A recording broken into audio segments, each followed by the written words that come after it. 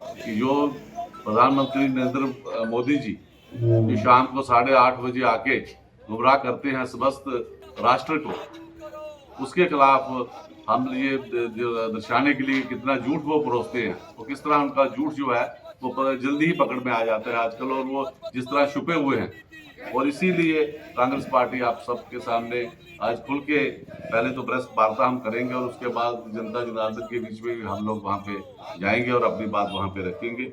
और तफसील में हमारे साथी ठाकुर हरि सिंह जी और अपना सुभाष गुप्ता जी जरा अपना इस पर भी बाद में रोशनी डालेंगे।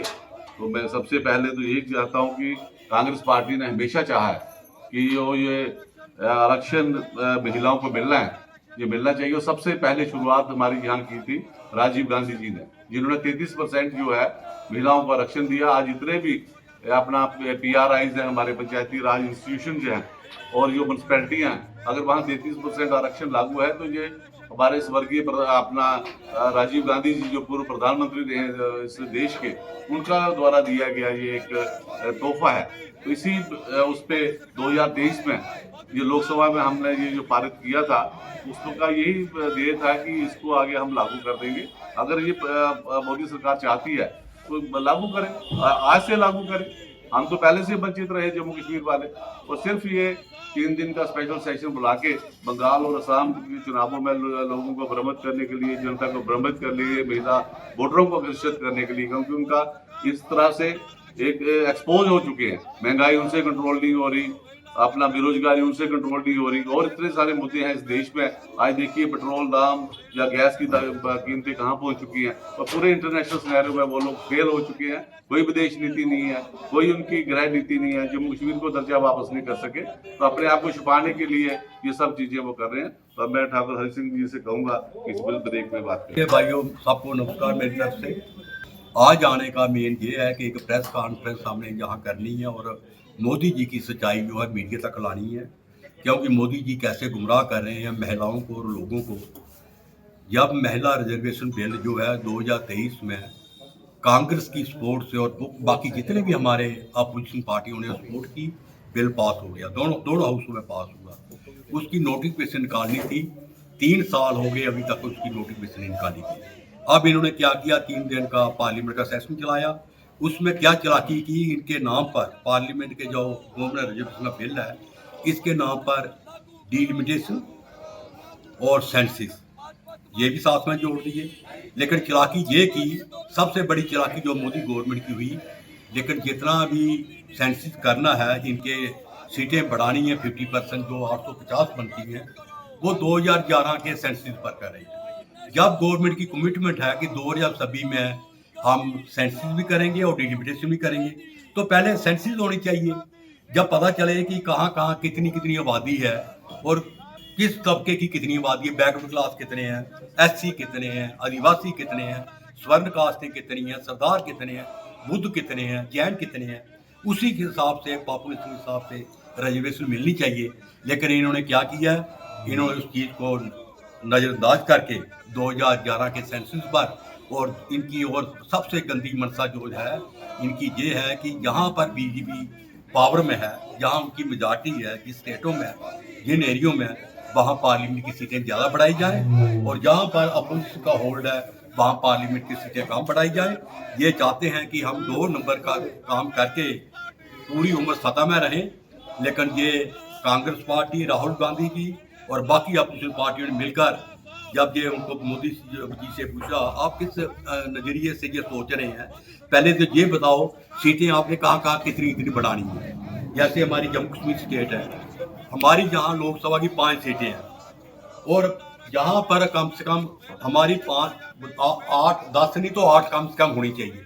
ऐसे ही जो स्मॉल स्टेट्स हैं, जैसे हिमाचल है, नॉर्थ ईस्ट है, साउदर्न स्टेट जो बड़ी हैं, इनको नज़रअंदाज किया जा रहा है। और ये यही चाहते हैं कि यूपी हो गया, जहाँ जहाँ भी इनकी मेजॉरिटी है वहाँ पर ज़्यादा सीटें बताई जाए। दूसरा मैं ये बताना चाहता हूँ, जब ये 33% महिलाओं की सीटें बढ़ा रहे हैं, फिर 50% क्यों कर रहे हैं। और दूसरा इनका एक सबसे बड़ी बात जो है मैं बताना चाहता हूँ, जहाँ पर BJP का बोलबाला है वो पार्लियामेंट की सीट 15 लाख पर है, जहाँ पर अपोजिशन की है वो 25 लाख पर है। ये रेशनलाइज क्यों नहीं करते हैं ये? अगर आपने डिटर्मिनेशन करनी है तो पहले सेंसिस कर लो, उस हिसाब से जब पॉपुलेशन का पता चलता है कितनी कितनी है, फिर आप डिटर्मिनेशन करो, फिर सीटें बढ़ाओ। तो ये हमारी महिलाओं को राहुल जी, कांग्रेस पार्टी ये चाहती है, जो बिल 2023 में पास हुआ है 33% रिजर्वेशन के लिए, इमीडिएटली वो लागू किया जाए। महिलाओं को जो उनका हक है वो अभी से मिलना चाहिए, ना कि खाली अंधेरे सपने दिखाते हैं, असलियत में कुछ कर नहीं रहे हैं मोदी जी। हम आज से ये चाहते हैं कि आने वाली जितनी भी इलेक्शन हो, 33% कोटा जो है महिलाओं को, चाहे वो असेंबलीज है चाहे पार्लियामेंट है, उनको मिलना चाहिए। जैसे पंकज डोगरा जी ने बताया, कांग्रेस तो ऑलरेडी महिलाओं के हक के लिए कब से स्ट्रगल कर रही है। राजीव गांधी जी ने 73rd और 74th अमेंडमेंट करके पंचायती राज और अपना लोकल बॉडीज में 33% महिलाओं को रिजर्वेशन दी थी, और सेकंड स्टेप में सोचा था कि असेंबली और पार्लियामेंट में 33% रिजर्वेशन देने के लिए। लेकिन कई कारण के बाद कांग्रेस ने काफ़ी बार एफर्ट किए, लेकिन हाउस में यही बीजेपी है। इस बीजेपी ने जब कांग्रेस ने बिल लाया था महिलाओं के लिए, एक वक्त ऐसा था इन्होंने ही उसका इतराज किया था, इस बिल के खिलाफ बोले थे बीजेपी। तो आज मैं बताना चाहता हूँ, ये जो प्रोपेगेंडा मोदी जी कर रहे हैं कांग्रेस के खिलाफ है। कांग्रेस बिल्कुल खिलाफ नहीं है, कांग्रेस के हक में है, बल्कि मोदी जी अंदर से नहीं चाहते हैं महिलाओं को हक मिले। आज मेरा यही संदेश है, मैं स्वाई गुप्ता जी है इनसे अपील करूँगा। मुद्दा यह है कि कांग्रेस पार्टी हमेशा जो है रिजर्वेशन के हक में रही है, महिला रिजर्वेशन के हक में। आपने देखा होगा कि किस ढंग से जब राजीव गांधी की सरकार थी, तो राजीव गांधी की सरकार के समय में हमने पंचायतों को 33% रिजर्वेशन दी, पंचायतों में लोकल बॉडी में दी।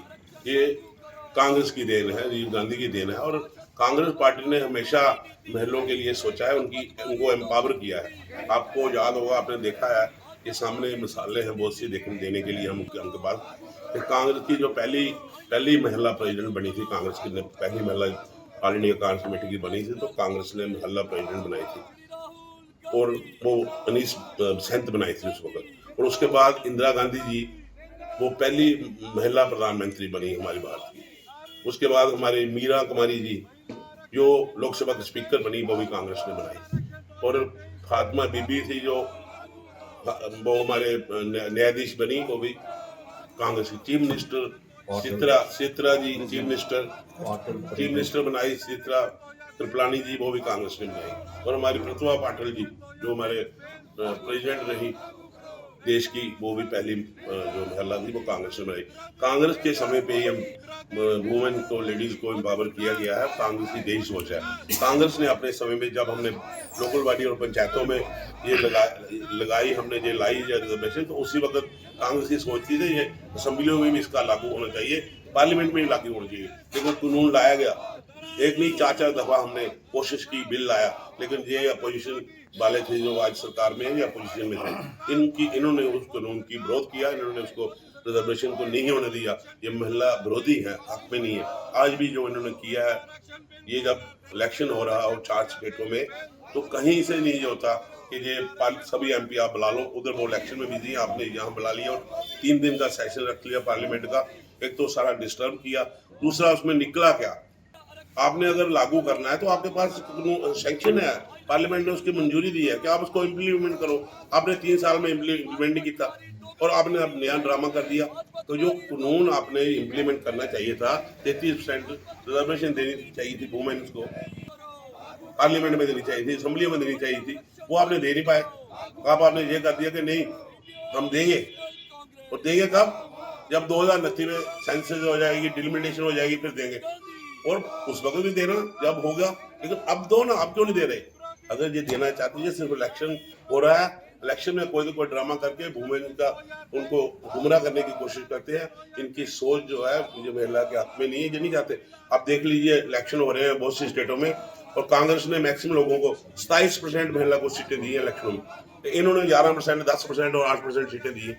ये कहाँ के हैं महिला के हक में? ये महिला के हक में नहीं है। ये हम साफ तौर पे आपको बताना चाहते हैं। कांग्रेस पार्टी इनके साथ खड़ी है, आज भी खड़ी है, और हमेशा महिलाओं की हम सपोर्ट करेंगे, और इनके लिए जो भी बन पाएगा हम सब मिलकर करेंगे। और इसमें 1-2 बातें आपको और बताना चाहते हैं। इस कानून जो इन्होंने बना रहा है, जो पेश किया था, उसमें 1-2 त्रुटि और भी है। जो भी बिल बनता है वो सभी को मद्देनजर रखकर बनता है। लेकिन इन्होंने क्या किया, पार्लियामेंट में सीटें बढ़ाएंगे, पार्लियामेंट में डिलिमिटेशन करेंगे, पार्लियामेंट में रिजर्वेशन देंगे, असेंबली में देंगे, लेकिन अपर जो है हमारी राज्यसभा है, ये अपर हाउस है, उसमें इन्होंने उसका नाम ही नहीं बीच में लिया। अगर आप पार्लियामेंट में रिजर्वेशन दे रहे हैं तो अपर हाउस में भी तो आपको रिजर्वेशन देनी पड़ेगी, वो भी तो सीटें बढ़ेंगी, उसका आपने उसमें जिक्र तक नहीं किया। तो ये जो इन्होंने लाया है, ये जल्दी में इन्होंने लाया सिर्फ ये शो करने के लिए कि we are in favour of women, लेकिन actually Congress party in favour of women, they are not in favour of. Kathua जिला कांग्रेस कमेटी के पदाधिकारी व हमारे जम्मू प्रदेश कांग्रेस कमेटी के सीनियर लीडर यहाँ पे आए हुए हैं। आपको उन्होंने विस्तार पूर्वक बताया कि किस तरह से केंद्र में जो मोदी सरकार है, ये पहली बार नहीं हुआ है कि हमेशा उन्होंने यही किया है कि पहले बिल लाएंगे और फिर उस पर तमाशा करेंगे। जैसा कि कांग्रेस अभी मांग कर रही है महिला आरक्षण बिल 2023, जो कि 2023 में कांग्रेस ने मांग रखी थी कि महिला आरक्षण बिल लागू किया जाए, लेकिन आप सब मीडिया बंधु जानते हैं किस तरीके से इन्होंने बिल पेश करने की कोशिश की और किस तरीके से खुद ही ये चाहते थे कि बिल पास ना हो, क्योंकि ये महिलाओं के हक में बिल्कुल भी नहीं है। अब झूठी वाहवाही लूटने के लिए अब हर जिला स्तर पर ये जो ड्रामेबाजी कर रहे हैं उसको उजागर करने के लिए हर जिला पे कांग्रेस इनको बेनकाब करेगी। मैं ज्यादा कुछ ना कहते हुए दो बातें जरूर करूंगा कि आपने देखा हमारे देश में, हम यूपी की बात करें, महाराष्ट्र की बात करें, जहां भी भारतीय जनता पार्टी के काफी सीनियर नेताओं पे आरोप लगे कि महिलाओं के साथ किस तरह से वे व्यवहार करते हैं, और वह पार्टी कह रही है कि हम महिलाओं के हक में हैं। और मैं ये भी कहूंगा कि प्रधानमंत्री जी, प्रधानमंत्री देश के हैं, हमारे भी प्रधानमंत्री हैं, लेकिन जिस तरीके से उन्होंने देश को संबोधित किया, मुझे लगता है कि प्रधानमंत्री की गरिमा को नीचे लाने का काम किया है।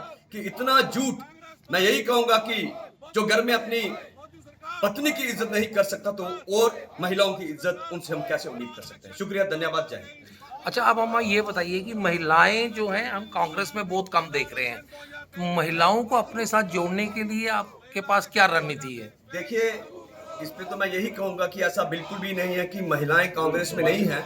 हाँ, थोड़ा सा जो इसमें जिस तरीके से आप देख रहे हो, भारतीय जनता पार्टी व केंद्र सरकार जो हमारी बोली वाली महिलाओं को धर्म के नाम पे, जाति के नाम पे बहला फुसलाकर गुमराह करके उन्होंने अपनी पार्टी में लाने की कोशिश की है, और कहीं तक वह कामयाब भी जरूर हुए होंगे। लेकिन आज महिलाएं समझ चुकी हैं कि भारतीय जनता पार्टी सिर्फ महिलाओं को गुमराह कर रही है और कुछ नहीं। आने वाले दिनों में आप देखोगे कि भारतीय जनता पार्टी की ही बहुत सी महिलाएं आने वाले दिनों में भारी तादाद में कांग्रेस पार्टी का फिर से दामन थामेंगी। में आया कि ये अच्छा हुआ ये बिल पास नहीं हुआ, क्योंकि हम ये चाहते थे कि जो 2023 में जिसमें सभी पार्टियां ये बिल जिनकी सहमति से ये बिल लागू होता, उस बिल को 2023 वाले मॉडल को लागू करें। और ये जो बिल पेश कर रहे थे, ये एक लोगों को, ये हिंदुस्तान के लोगों को गुमराह कर रहे थे। एक्चुअली ये महिला बिल नहीं था, ये पनिशमेंट बिल था, जिसकी आड़ में ये वो बिल पेश कर रहे थे। इससे ये इनको कि ये चुनावी प्रक्रियाओं में जो चुनाव होने वाले हैं, जो आगे के जो चुनाव होने हैं, उस प्रक्रिया में इनको लाभ मिल सके। ये एक्चुअल में वो बिल था और ये देश को गुमराह कर रहे थे। क्योंकि अगर तो ये महिला आरक्षण बिल देना ही चाहते तो ये 523 MLओं में ही दें, क्योंकि इससे इनकी इनके जो चेतों की इनकी जो अपनी कुर्सियाँ हैं वो खतरे में पड़ जाएंगी। ये चाहते हैं कि कुछ और सीटें क्रिएट की जाएँ और महिलाओं को वहाँ अकोमोडेट किया जाए, पर हम लोग चाहते हैं अगर इनको लागू करना है तो इसी 523 में ये लागू करें, क्योंकि ये महिलाओं का कोई सशक्तिकरण नहीं कर रहे। महिलाओं की नीति आयोग में या नीति बनाने में जहाँ महिलाओं का जैसे इसका बेनिफिट महिलाओं को यही मिलता है कि महिला संसद में आती, और राज्यसभा में महिलाओं में लाने का इनका इसमें कोई भी वो नहीं था। तो ये एक ड्रामाबाजी थी जो कि हमने गिरा दी। हम इसका वो करते हैं और हम चाहते हैं कि ये 2023 बिल लागू करें। जय हिंद, जय भारत। क्या समझते हैं? जैसा कि आपने पहले में मेरे सीनियर साथी सभी बता चुके हैं कि जो पहले ही ऑलरेडी महिला आरक्षण बिल 2023 मेजॉरिटी से सारे विपक्षी दलों ने इसको पास कर दिया था, उसको इम्प्लीमेंट करना था, तो वो ये कर नहीं पाए। अब ये जैसे जैसे इलेक्शन कोई पास आती है, कोई भी इलेक्शन हो, तो मोदी जी घड़ियाली आंसू लेके आ जाते हैं टीवी पे अपना मुखड़ा उठा के।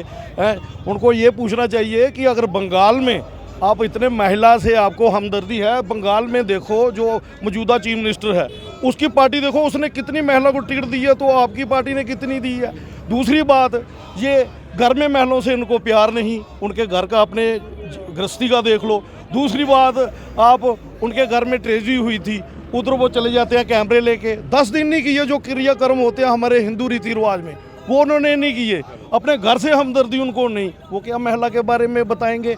आज जैसे इन्होंने यूजीसी बिल जो उन्होंने लागू किया, जब आपको मैं बता दें यूजीसी इन्होंने बिल लागू किया, जितना भी छात्र वर्ग है, चाहे वो स्टूडेंट वर्ग है, यूनिवर्सिटी का स्टूडेंट वर्ग है, पुरुष लोग हैं, ये सारे के सारे समझ चुके हैं मोदी की नीतियाँ, वो इस बार इनको वोट नहीं देंगे। अब ये चुनावी स्टंट आ गया कि मुझे पुरुष तो वोट देंगे नहीं, अब महिला को किसी न तरह इनको ये महिला आरक्षण बिल का बोल के इनको अपने कब्जे में किया जाए। लेकिन मैं ये बता देना चाहता हूँ, महिला अब समझदार हो चुकी हैं, उनको सब पता है मोदी जी जो मर्जी कर लें, वो अभी सत्ता से बाहर हैं, वो पूरा देश उनको बाहर कर चुका है। मैं बस इसके साथ अपने शब्दों पर विराम दूंगा।